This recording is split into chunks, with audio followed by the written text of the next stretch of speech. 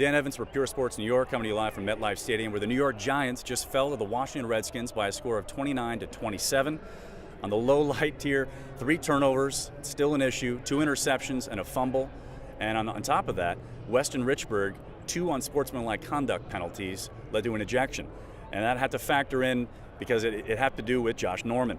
When we get back to Josh Norman and the Odell Beckham rivalry, early on, Norman had the better of Beckham, contained him early in the first half. Second half, Beckham started to make a little bit more of what was going on, a few more receptions. He ended up with 7 receptions for 121 yards, didn't find the end zone.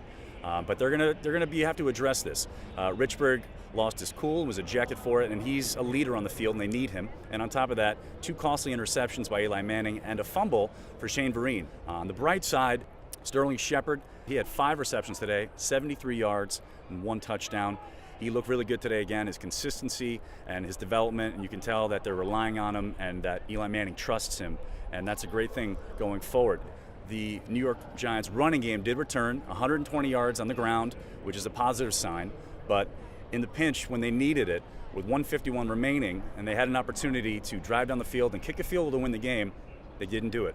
And ball security is a major issue going forward, and they're going to need to address this if they want to win on the road, especially against a solid Minnesota Viking team. Next Monday, Monday Night Football, will have coverage for you and more articles. For Pure Sports New York, I'm Dan Evans. Oh, I can't say anything about the call. Those are circumstances that I can't control, so I got to do a better job and hang in there for my team. Anytime you lose against any team, no matter where they're at, it's a tough one to swallow, especially one like this when we had some opportunities to put some points on the board. But you win some, you lose some. You got to learn from the losses and move on. Obviously needed a win in the division. Came up short, a lot of mistakes on us.